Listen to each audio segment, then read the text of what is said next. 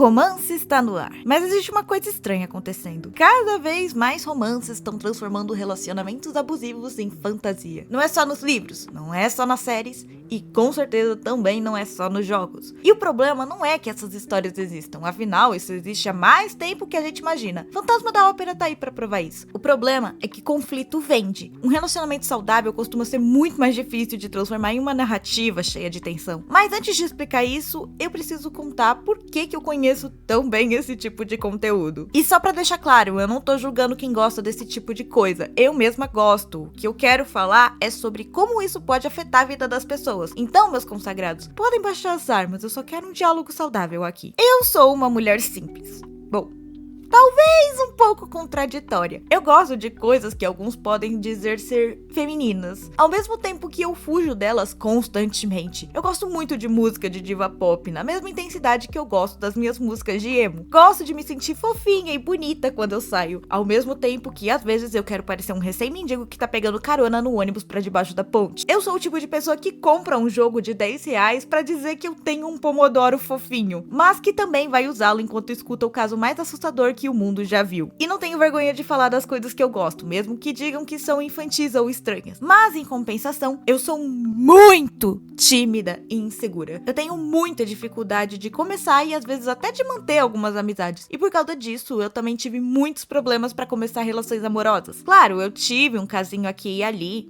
mas namorar, só nunca tive muita coragem de dar o próximo passo ainda. E por causa disso, eu acabei caindo no universo dos jogos de otome. E pra quem não sabe o que é isso, jogos de otome são jogos que focam principalmente em criar relações amorosas e interagir com vários pretendentes. E você, como protagonista, se enfia no meio desse harém. Sim, esquisito pra caramba.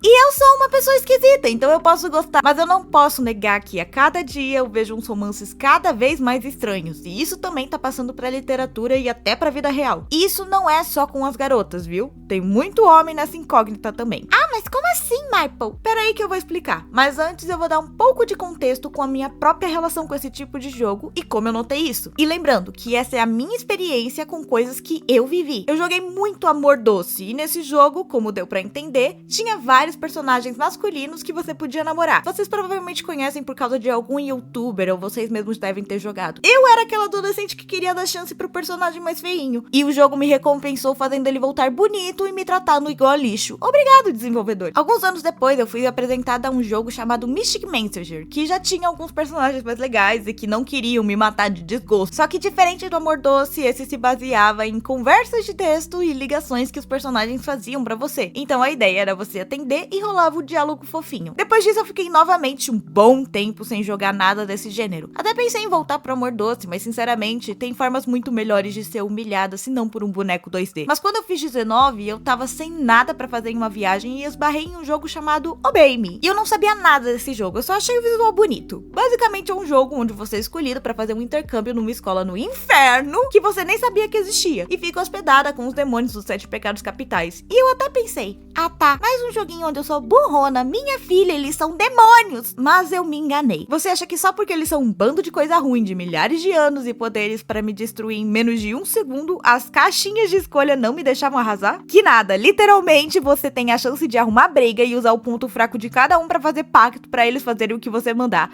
O famoso e dá-lhe na cara do cão. Foi a primeira vez que eu realmente me senti representada em um jogo. Mas na verdade eu fiquei mais pela história dos personagens. Cada um tinha seus próprios problemas e suas próprias convicções. E pelo fato de todos eles terem um trauma em comum, que eu não vou contar caso alguém queira jogar, me deixou mais intrigada. Porque é acima de um jogo de romance, é também um jogo que fala sobre família, luto e perdão. E por ser um slice of life, tem capítulos muito engraçados. Mais de uma vez eu devo ter parecido uma louca no meio do ônibus tentando segurar a risada. E foi com o Obey Me que eu aprendi que nem sempre um jogo de relacionamento precisa de um relacionamento tóxico. Precisa de personagens bem desenvolvidos. Mas sabemos que nem sempre essa é a base, principalmente das visual novels que são mais desenvolvidas. E eu sei que a maioria é feita no Japão e que algumas coisas são mais romantizadas e até banalizadas por lá. Mas na minha jornada de descobrir outros jogos, eu acabei caindo em outros do Japão e alguns principalmente pro público masculino. E o que eu posso dizer é, tem muita coisa que só serve pra alimentar fetiche. E, infelizmente, nenhum lado sai isento disso. Eu parei pra perceber, principalmente olhando pros novos livros de dark romance e manhwas que o público feminino tem consumido mais. Tá rolando uma tendência de romantizar atos e homens violentos violentos. E assim, longe de mim julgar o gosto da galera, mas quando isso vaza pra vida real, a gente tem que ficar de olho. Afinal, se a diferença de um CEO que te sequestra e maltrata qualquer um que te olhe torto e o dono da boca é a quantidade de conteúdo, então qualquer sujeito problemático é um possível romântico. Eu vi as meninas que também gostavam desse tipo de conteúdo dizendo: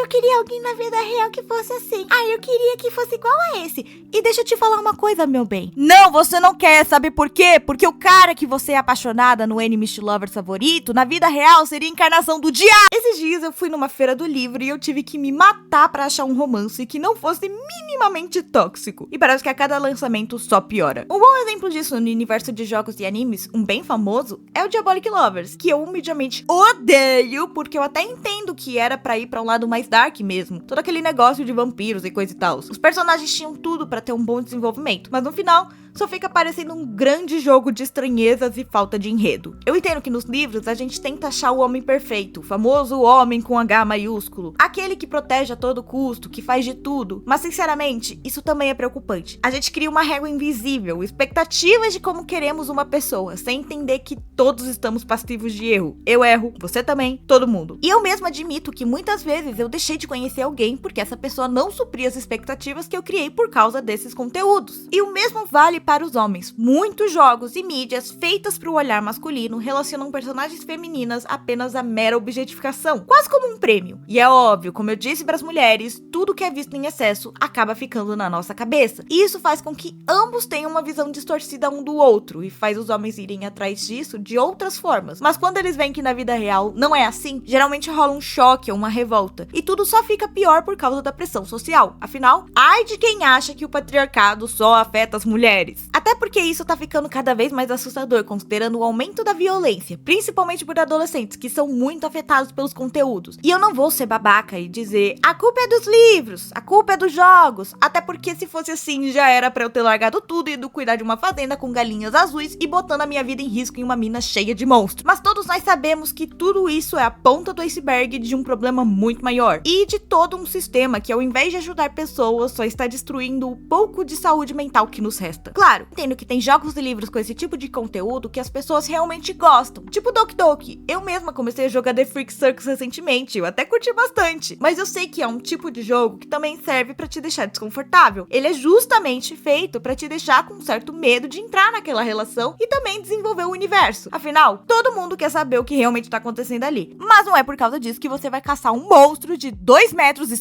e partir numa jornada com um circo itinerante, não é mesmo? E também tem alguns que são focados mais na história, como Dispatch, que pode sim ser considerado uma visual novel, e foca principalmente na história e tem um desenvolvimento incrível. Mas pelo amor de Deus, não é pra distorcer o que eu tô falando, e nem pra você aceitar qualquer um. Não é pra você namorar Red Pill e nem aceitar coisas que você não se sinta confortável fazendo. Por todo lado tem bandeiras vermelhas. Tem amor próprio. Eu tô dizendo que nem sempre, geralmente nunca, o príncipe encantado ou a mulher perfeita vai aparecer na sua vida. As pessoas são muito mais do que o seu hobby favorito. O que a gente tem que se atentar é que a vida e as pessoas não são um jogo. O ser humano não é apenas respostas previamente programadas, e essas coisas podem afetar a nossa cabeça em situações de extrema vulnerabilidade, principalmente os mais jovens. É sempre bom ver o que eles estão consumindo. Então, cuidado com o que você consome. Joga o seu joguinho, mas entenda que o mundo é bem maior e mais complicado do que aquilo. Eu e você estamos aprendendo sobre esse mundo e nos abrindo para ele. A vida pode até ser mais assustadora do que um jogo, mas com certeza tem bem mais surpresas e finais escondidos. Mas deixa o like se você gostou do vídeo, se inscreve pra ver mais conteúdos assim. E me segue nas outras redes sociais também. Se quiser ajudar essa animadora a comprar o pão verde cada manhã, considere virar membro ou mandar um live pix com alguma mensagem legalzinha. Vejo vocês no próximo vídeo e tchau, tchau!